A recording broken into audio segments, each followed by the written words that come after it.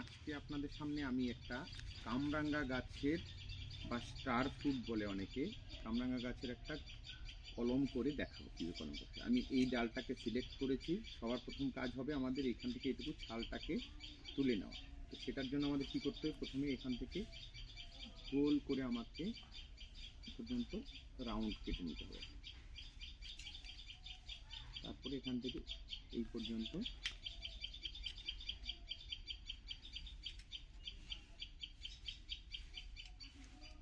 এরপরে ছালটাকে এইভাবে এখান থেকে তুলে দিতে হবে। তো যেহেতু ভিডিওটা লম্বা হয়ে যাবে দেখে আমি ছাল তোলার ব্যাপারটা, এই গোল করে যে ছালটা তুলে নিচ্ছি সেই ব্যাপারটাকে স্কিপ করে রাখবো আমি আপাতত। এবার কি, এই যে ছালটা তোলা হয়ে গেল, রিংয়ের মতো করে কেটে আমি এখান থেকে ছালটা তুলে নিলাম ডাল থেকে। এবার কী করতে হবে, এটা একটু এইভাবে চেঁচে দিতে হবে, কারণ না হলে কী হবে, এখানে যদি ছালের অংশ থেকে যায় তাহলে ওখান থেকে আবার পুনরায় ছাল বেরিয়ে যাবে। ঠিক আছে, সেই জন্য ভালো করে এই জায়গাটাকে আমার চেঁচে দিলাম। ঠিক আছে, তো চেঁচে দেওয়ার পরে এবার আমি কি করব, এই যে জায়গাটাতে আমি রুটিং হরমোন নিয়েছি। অনেক ক্ষেত্রে রুটিং হরমোন না লাগালেও এখানে কলম হয়, কিন্তু আমি তাতে কি হয়, পার্সেন্টেজটা কম হয়, সাকসেসফুল রেটটা বেশি কম থাকে আর কি, সাকসেস রেট। তো এই জন্য আমি কী করি, আমি এখান থেকে হরমোন পাউডারটাকে ডালের মধ্যে লাগিয়ে দিই। হরমোন পাউডারটাকে ডালের মধ্যে কাটা অংশটাতে লাগিয়ে দিচ্ছি। এভাবে সুন্দর করে সম্পূর্ণটাতে লাগিয়ে দিব।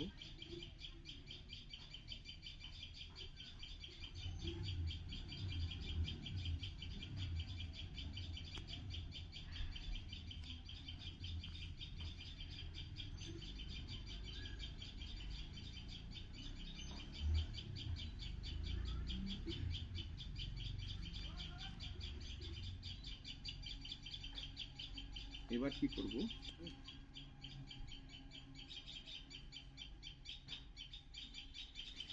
মাটিটা যেটা আমি তৈরি করেছিলাম, এই মাটিটা হচ্ছে আপনার এখানে 50% আছে মাটি, 40%-এর মতো নিয়েছি আমি গোবর সার, বা কেউ ভার্মি কম্পোস্ট ইউজ করে, আর আমি একটু কোকোপিট নিয়েছি সামান্য পরিমাণ, 10%-এর মতো, কারণ কোকোপিটটা দিলে মাটিটা অনেক সময় ভেজা বেশি দিন থাকে। ঠিক আছে, এটাকে আমি এখানে সুন্দরভাবে এই জায়গাটাতে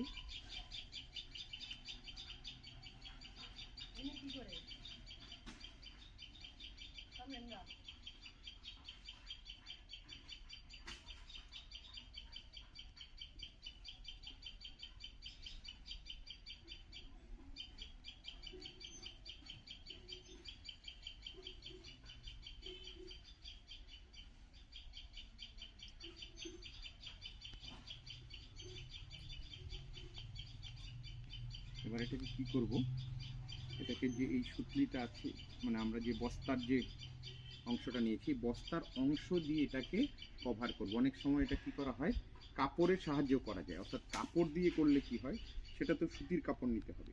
আর অনেকে আবার প্লাস্টিক দিয়েও কভার করে, কিন্তু প্লাস্টিক দিয়ে কভার করলে রুটগুলো বেরোতে অসুবিধা হয়। সব থেকে বস্তা ভালো, তারপরে হচ্ছে আপনার সুতির কাপড় ভালো। আমি যে বস্তাটা এভাবে নিলাম, এটা নিয়ে এই জায়গাটার মধ্যে টাইট করে বা পেঁচাবো, এটা টাইট করে পেঁচিয়ে দিতে হবে, কারণ টাইট করে না পেঁচালে এই অংশটা বৃষ্টির জলে বা কোনো কারণে খুলে যেতে পারে। এই যে নিলাম, এখন এটাকে সুতলি দিয়ে, মেনলি হচ্ছে পাটের সুতলি বা রশি হলে বা দড়ি হলে ভালো হয়। অনেকে সুতির কাপড় দিয়েও করে, অনেকে প্লাস্টিকের রশি দিয়েও করে, কিন্তু প্লাস্টিকের দিয়ে করার থেকে এগুলো বেশি ভালো। এই জায়গাটা টাইট করে প্রথমে বাঁধতে হবে।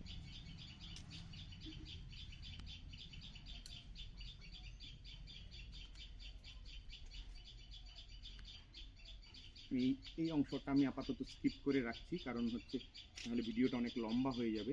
ঠিক আছে, এবার কি করব, এই মাঝখানের অংশটাকেও দড়ি দিয়ে বা রশি দিয়ে এইভাবে একটু টাইট করে বেঁধে দিতে হবে, না হলে কি হবে, এই জায়গাটাতে আপনার মাটিটা কোনো কারণে জলের সাথে খুলে যেতে পারে।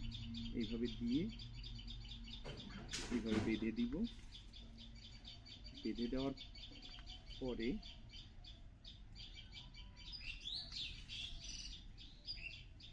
তাহলে আমার গুটি কলমের কাজটা শেষ।